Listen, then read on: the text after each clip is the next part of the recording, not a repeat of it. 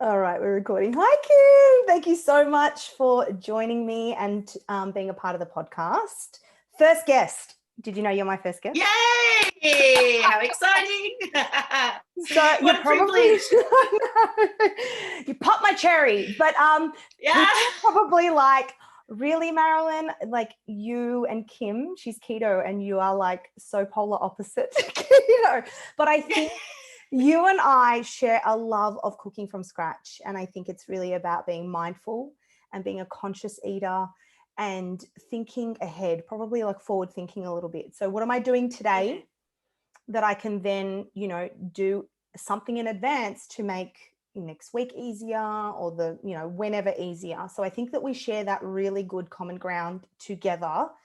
And I think that we just get along and we just love food and we always just talk about Yeah, and food. I think it's also about, like you said, about cooking from scratch. It's just that fresh ingredients and, just really putting that love into the food and understanding that that food is there to nourish you and as part of life, and it's not just a matter of I've got to eat something just for the hell of it. You know what I mean? And I think that's the different. Oh, that's what we have together. The same sort of thing. Obviously, you're eating your gnocchi and your breads and pastas and Mediterranean. stuff. It's Mediterranean diet. Okay.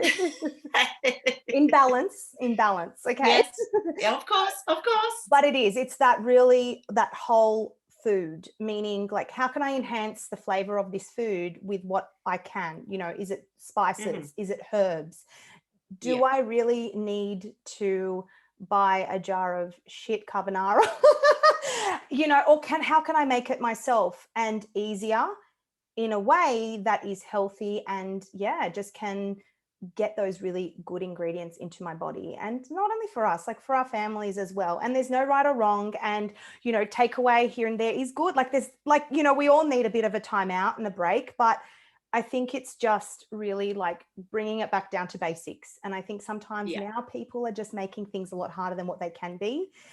For me, I find that stems from a little bit of organization just with what I do. But do you want to kind of, for anyone that doesn't know what keto is, because I actually don't have an extensive understanding of what keto diet is, because I've personally heard it a lot, and I know that a lot of people have fantastic results from it. And I see it as more of a lifestyle, not so much a diet, which I think a lot of people now also associate. They're not sure if it is a diet or a lifestyle. So do you want to maybe talk about what keto is?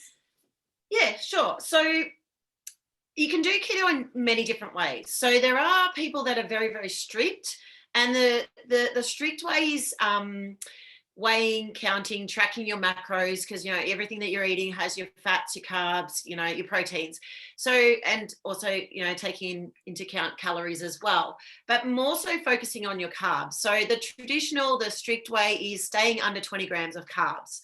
So that obviously cuts out your breads, your pastas, your rice, all those sort of grain sort of foods. Yeah, I know. So they're your strict.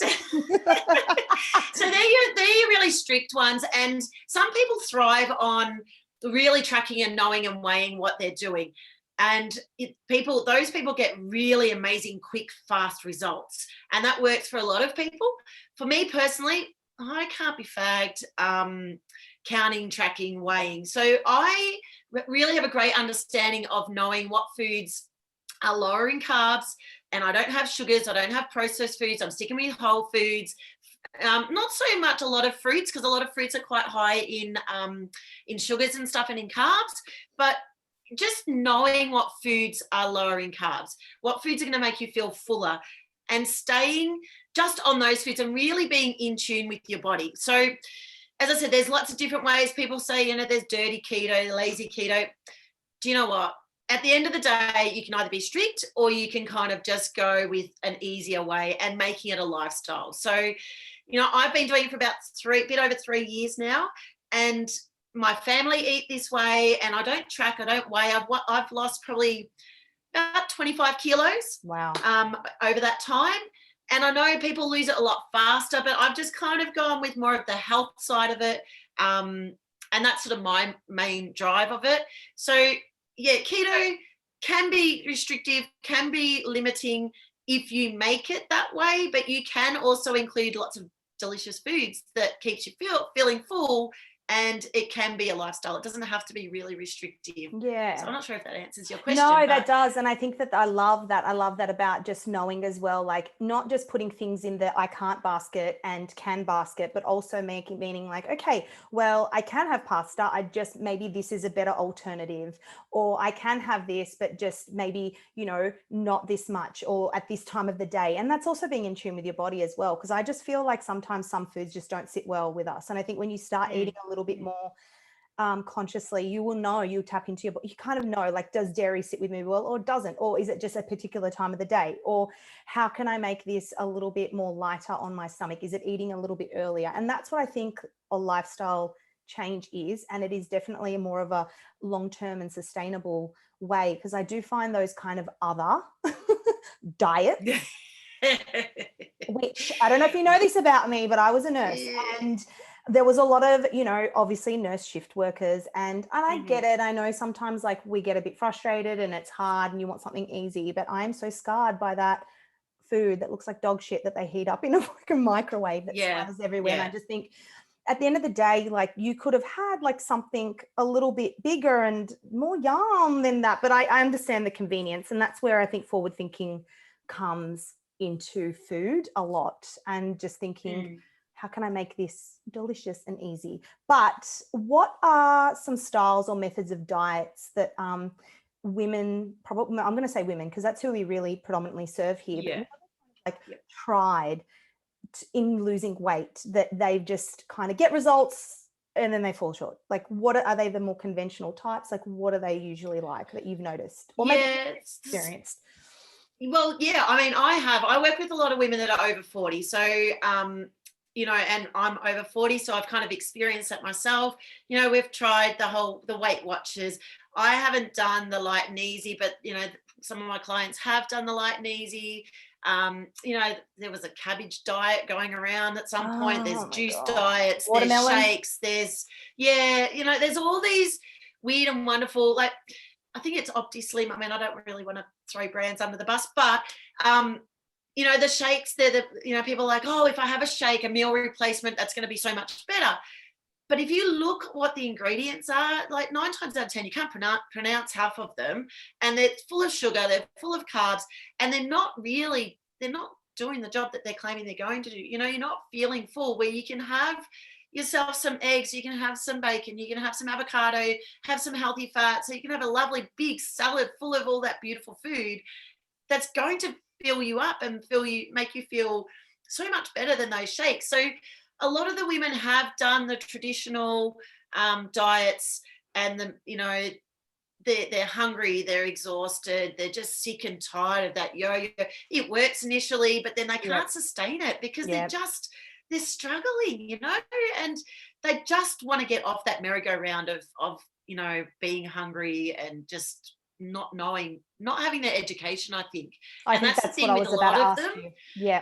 Yeah, is a lot of them, they get you to buy their products, buy their food that's already pre-prepared, but they don't give you the knowledge or the education of how to do this on your own. So you're kind of stuck with buying their products all the time. If you want success, buy my product.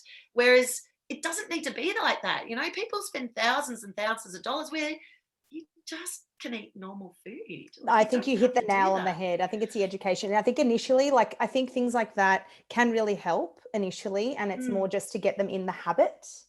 However, you're in the habit, maybe I would see, I haven't personally experienced it, so I can't speak from how, you know, knowing, but I kind of see from an outsider, it's like you're in a new habit of eating. Like obviously eating maybe, you know, a reasonable calorie amount a day and at reasonable times. But if you look at that, it's like, okay, personally speaking, I used to skip lunch half the time. And it was like, okay, well, I could either just be aware of that and just start eating lunch and create a new habit of eating lunch, rather than going externally and, you know, getting a third party to help me out with that.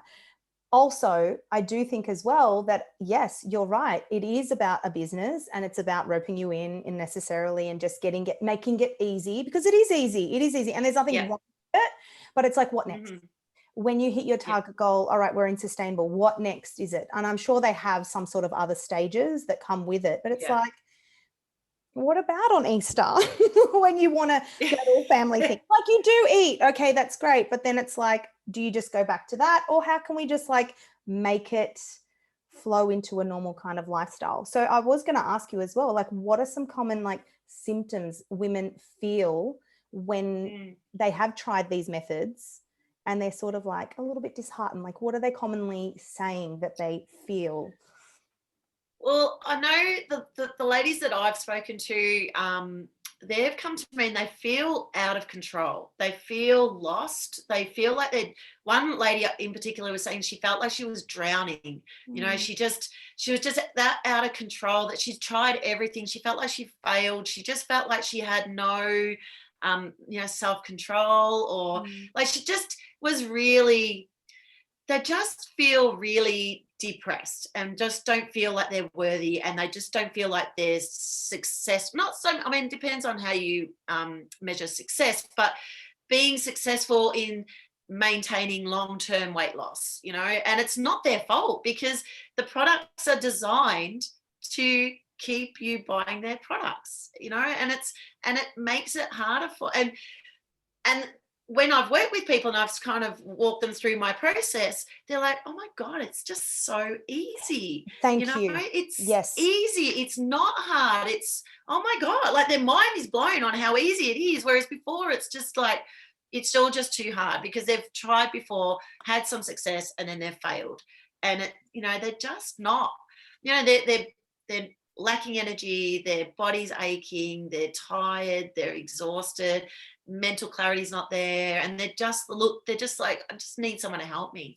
I think that's what we're here for. I know. I think that's true. And we sometimes, with those big guns, it's marketing as well. Like, they really tap in and hone into those pain points and those feelings and sell it as a fix. And like there is a fix, but it sometimes doesn't work for everyone, like each to their own. And I think that's where people like us can really shift perspectives and really help in a way that is with ease. I know that with me as well. It's like, it's easy. It's just, we go from feeling like a flustered hot mess. How can we create some flow? And that is so true. It's a lot of the time, like, we get help from whatever, whether it be business, whether it be food.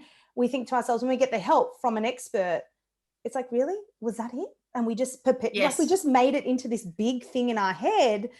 We just needed someone with the knowing and the knowledge to be like, that's just it. Like, that's it.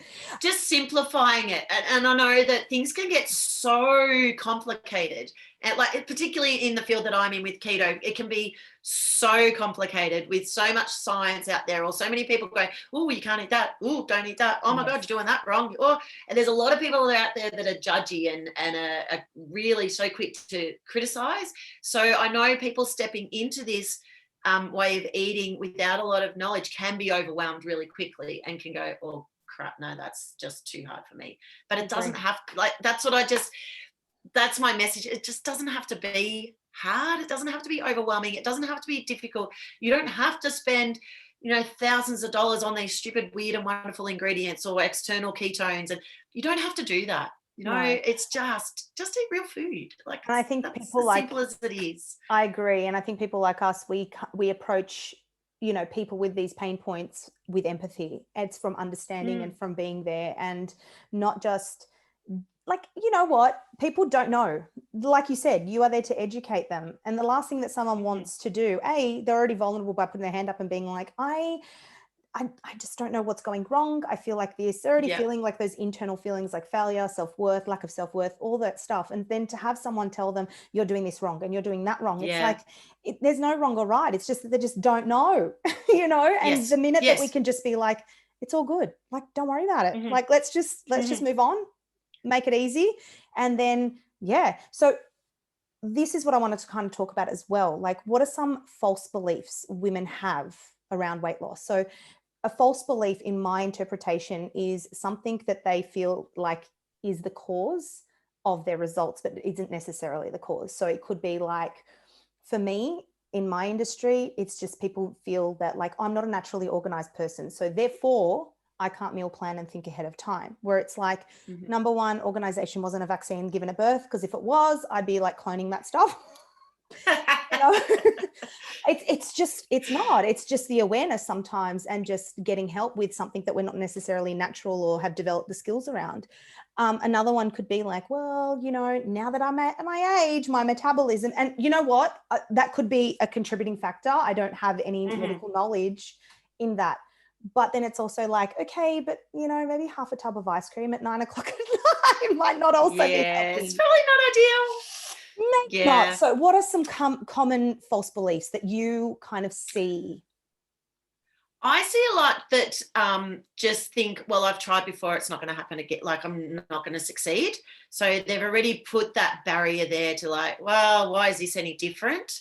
And it's a matter of just retraining them. And I think the biggest thing is that lack of education. At the end of the day, that's whether it's the education, because I've had a lot that say, oh, but I don't know how to cook.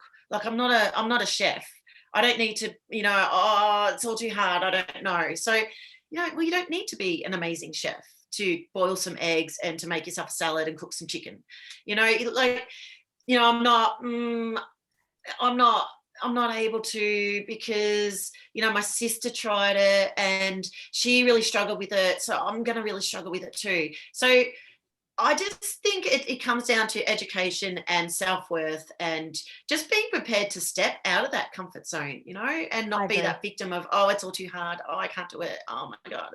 But it doesn't have to be that hard. Before you even give something a go, the what ifs before we take action and see any results. And I also think, like, now with Instagram and, you know, podcast central, it can get a bit noisy as well. And when people are in a particular niche, let's just say, you know, keto coach, like you said, there's so many umbrellas and different people that do it and their own methods, and there's no wrong or right, but it's really about finding that person that is empathetic, that you connect with, that you can see lifestyle with ease. And you've got to kind of, if you find that person that you connect with, you know, just stick with them and give it a go, and really just focus on that, rather than jumping and starting, you know, different people's advice and mixing it all up and then just saying, well, 100%. crap. It's just all crap. You know, well, it's not. Like, there are good and bad in everything: business, food, homeware, styling, everything. And it's just really about that. And so do you feel, I mean, I've got a good, like, but do you feel that motivation comes from action? Look, I think definitely setting some habits, because, you know, I talk a lot about habits with my clients, creating new habits. Then, you know, you then put that into action, which then you get that motivation. Once you've got that set into place, you know, that motivation, you can't sit there going, oh, I'm going to wait until I feel ready. 100%. Well, just start today. Make it simple. You don't have to go and clear out your cupboard, get rid of all of your breads and pastas. Just choose one thing. You know, today I'm not going to have bread at all. That's just today. Don't worry about your bread, your pasta and your rice and stuff. Just choose one thing. And then when you're comfortable, might take a week, could take 2 weeks before you're comfortable not having bread, you can then start another thing. So and again, that's what I try and talk to my clients about, is just making it simple. Because you can go cold turkey and rip everything out, but, you know, it's going to be too hard.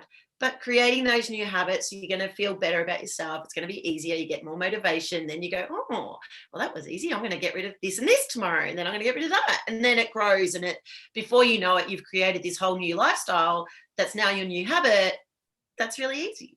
I find that with everything. It's so true. It's so true. It's just having a clear goal, I think, as well. Just knowing, like, you know, I really just want to feel a particular way. I feel like with me, with weight, I mean, I've never really cared too much about weight, to be honest, because I've always been fit and healthy. But I can see, like, from when I started training to now, like, I haven't really lost much weight, but it's not that. It's body fat. There's so many things into it. And I think some people get really stuck in that, well, I have to lose 10 kilos. It's like, but what about if your body fat percentage has gone right down and your muscle mass has gone right up? You know, that's a bloody good win. That's a better achievement than, you know, just saying that I lost 10 kilos and blaming the bread that you ate last month for the reason that you didn't lose it.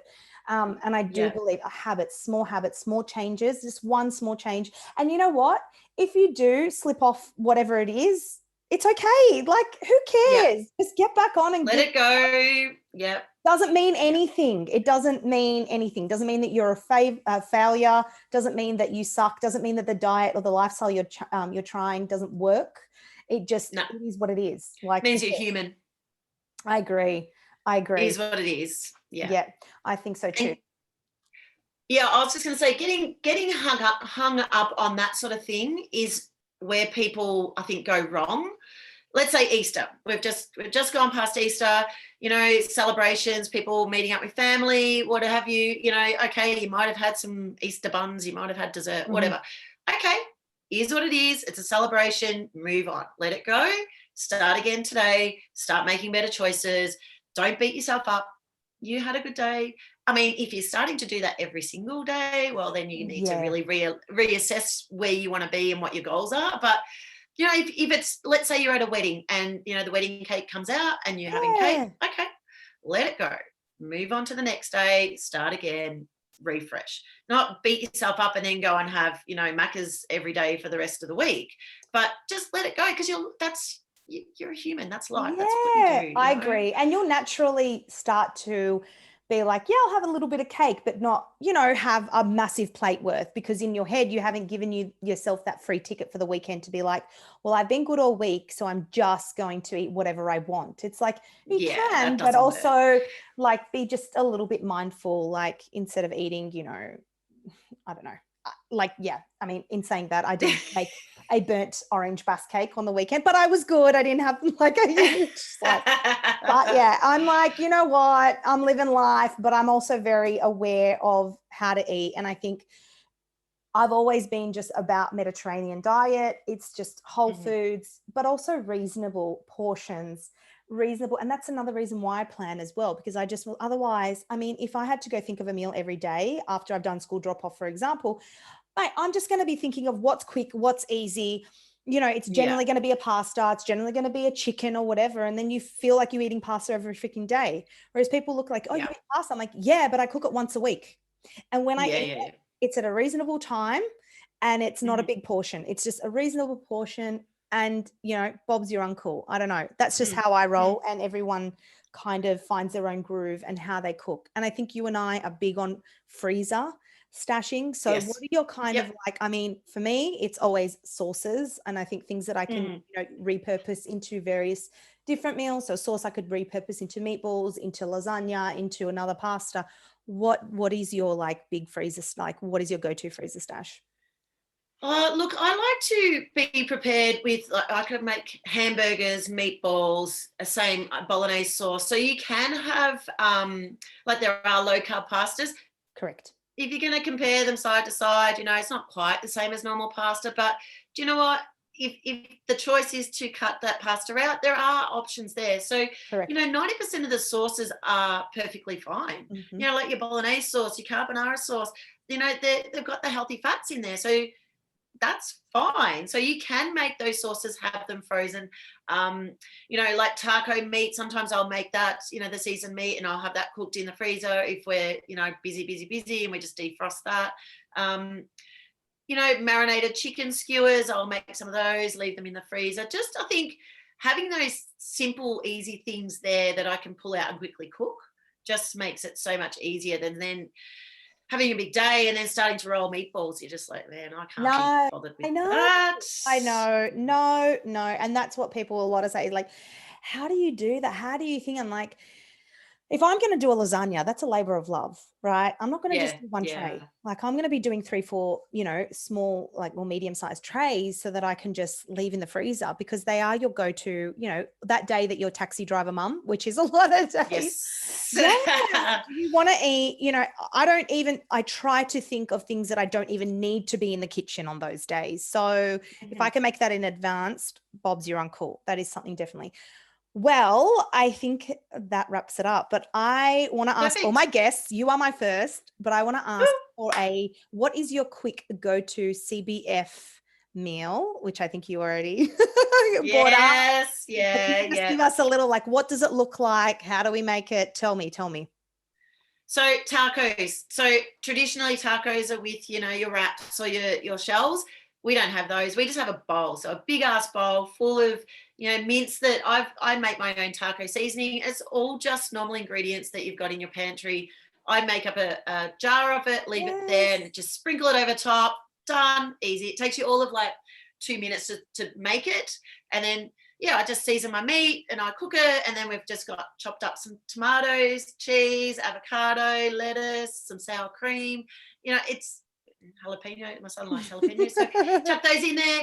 And so it's just a big bowl of goodness that, super quick, super easy. Kids love it. Yes. It's easy. And, obviously if you're having wraps or you're having taco shells, easy, but you can have rice or whatever you like if you do want the carbs. And I think like those kind of meals are so easy, especially when you've got fussy kids or people with different, oh, I like this, oh, I don't like that. Oh my God, kill my life. Seriously, all those, like, I can't handle it.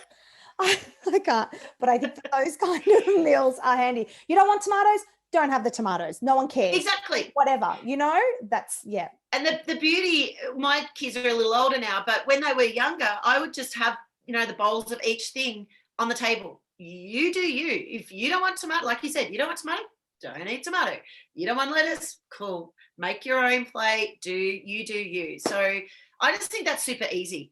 All the stuff's there. They can feed themselves. I mean, yours are probably a little younger than mine, but don't worry. They can feed themselves and they can make that choice. So they're in control of what they're eating, and they feel a little bit more empowered to make their own choices. So I agree. And you're happy with what they're eating.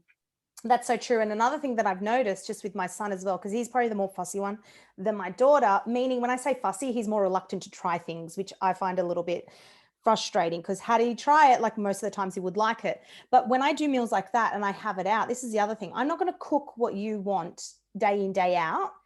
No. It is what it is. And you know what? They will reject it 100 times. But you know what I've noticed? When I do things like tacos, now he's starting to eat a little bit more things, because he's like, we're not pressuring him. It's on the table. Yes. I'm like, give it a go. You don't want to? All right, no worries. And he's like, oh, Mum, actually, I want to try that, lettuce now. I'm like, yeah, sure. What do you know? We like lettuce now. It's only taken like a year, but you know what I mean? Over time. Yeah. Time. And when they become, adolescents and adults, it they like it, and it's normal, and it's part of their diet. I think I think mealtime for little ones can get a bit stressful for everyone involved, and by having that option for them to create their own meal just makes it more fun. It's easier for them, and it might be a bit messy when they're slopping it on their plate, but it's just, I don't know, I like to come together as a family and we eat and we talk and we have a chat, and having it all there, and we're just sort of making our dinner as we go. It's just, I like it. It's pretty cool just to catch up on everyone's day. Exactly. I reckon the best discussions, relationships, and everything happen around a table of food. And I also, I was going to say something and I've lost my train of thought. It'll come to you in 3 hours time. Yeah, so right? And at 3 a.m. in the morning, I'm like, damn it, I didn't ask you. No, I was going to say, that's the other thing I find with diets, and I'm, just quote unquote, but like people are like, oh, but I have to cook for the kids. I can't have anything different. It's like, no, that's fine. Because like you said, a lot of the foods that you recommend, as well as us, there's options. So if you don't want to, like, for example, you have the sauce, you have the taco bowl, you can always just add on the rice for the kids. You don't have to eat it, but it's something that can be, you can add something on so that it is a crowd pleaser and something that everyone will eat. So that's another kind of, I think, excuse that people kind of, use at times. Yeah, and they do definitely. They're like, well, I don't want to be, in the kitchen cooking different meals for everybody. Well, you don't have to. You want to cook a roast for everyone? Cook a roast. You eat the meat, eat some veggies, you're done. You don't have to have the roast potatoes. Like, it's, as I said, it can be just so simple that it doesn't have to be weird and wonderful food that you're cooking. Just cook normal food. But understanding, and the key is education, is understanding what foods are going to work for you if you're eating that way, and whatever way you're eating, if it works for you, awesome. Eat that way if that's what works for you. Eating lower carbs for me works for me. It works for my body. If I introduce higher carb foods, my body doesn't work well. So I know that doesn't work for me. But, for others, eating higher fat foods doesn't work so well for them. So I think you just, like you've said, you got to work with what works for you at the end of the day. I think so too. And just find someone like yourself or whoever that you really can relate to, understands you, knows what you're feeling, has been there, and can really help you from that educational and non-judgmental place, because that is key in results and habit formation and consistency. So thank you so much, Kim. That was a really thank you. Thank you. Thank you, Marylin. Thank you. All right, we'll chat soon for sure. Thank you. Bye. Bye.